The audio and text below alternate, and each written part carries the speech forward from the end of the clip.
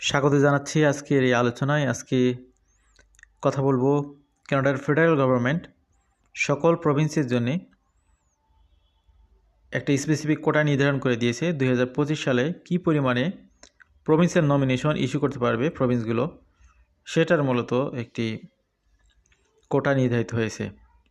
এই তথ্যগুলো গুরুত্বপূর্ণ এই কারণে যে যারা প্রভিন্সিয়াল নমিনি প্রোগ্রামের বেস পিএনপি ক্যাটাগরিতে কানাডাতে আসতে চান তাদের জন্যে এই তথ্যগুলো গুরুত্ব বহন করবে। বিশেষ করে বেস পিএনপি নির্ভর করে প্রভিন্সগুলোতে ইন ডিম্যান্ড ক্যাটাগরিতে যে জবের চাহিদা সেগুলোর জন্যে প্রয়োজনীয় লোকবলকে সংগ্রহ করা পৃথিবীর বিভিন্ন প্রান্ত থেকে। এরপরে স্টুডেন্টদেরকে, ওয়ার্কারদেরকে, যারা টেম্পোরারিলি সে সমস্ত প্রভিন্সে বসবাস করে তাদেরকে সেই প্রভিন্সেই সেটেলমেন্ট করার সুযোগ দেওয়ার জন্যে বেস পিএনপি প্রোগ্রামটি ভূমিকা রাখে।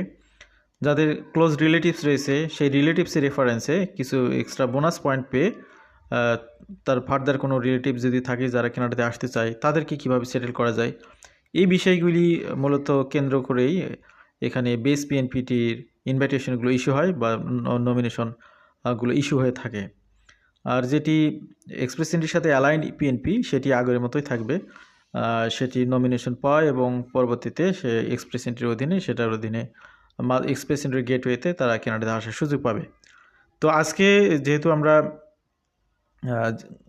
এক্সপ্রেস এন্ট্রির সাথে যুক্ত যে পিএনপি সেটা নিয়ে কথা বলবো না।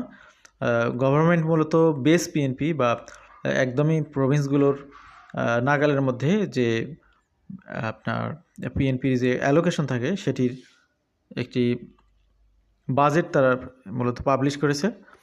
তো প্রভিন্সগুলো 2024 সালে যে হারে ইমিগ্রেন্ট ভিসা ইস্যু করার সুযোগ পেয়েছে, অর্থাৎ নমিনেশন দেওয়ার সুযোগ পেয়েছে, 25 সালে কিন্তু সেটা আদৌ পাচ্ছে না। তাদের অধিকারগুলোকে খর্ব করার মতোই বলা চলে, যে এখানে 50% কমানো হয়েছে। এই জন্য সকল প্রভিন্সই বলা চলে যে খ্যাপা ফেডারেল গভর্নমেন্টের উপর। তারা আশঙ্কা করতেছে যে তাদের প্রভিন্সগুলো যে লোকবলের চাহিদা বিভিন্ন সেক্টরে সেটার জন্যে প্রয়োজনীয় লোকবল তারা কালেক্ট করতে পারবে না পিআর প্রোগ্রামের মাধ্যমে। তবে এই দিক থেকে একটা সুবিধা হবে যে বিভিন্ন প্রভিন্সে যে স্টুডেন্টরা বা ওয়ার্কাররা বর্তমানে রয়েছে তাদের মধ্যে থেকে এখানে রিক্রুটমেন্টের সংখ্যাটা বেড়ে যাবে। যেহেতু পিআর হিসাবে ফরেন ওয়ার্কারদেরকে হায়ার করতে পারবে না, তার মানে এখানে লোক সংকট হয়ে গেলে তখন টেম্পোরারি ওয়ার্কার হিসেবে যাদেরকে পাওয়া যাবে রেডি তাদেরকে মূলত প্রভিন্সগুলো হায়ার করতে বাধ্য হবে। সেক্ষেত্রে আপনার এখানে ফরেন ওয়ার্কারদের একটা সুবিধা কিন্তু তৈরি হবে। এটা একটা পজিটিভ বিষয় হবে। যাই হোক, আমরা আনুষঙ্গিক অনেক কথা বললাম, আমরা একটু আপনাদের অ্যালোকেশনটা দেখাবো, দেখি আমরা শর্টলি শেষ করব।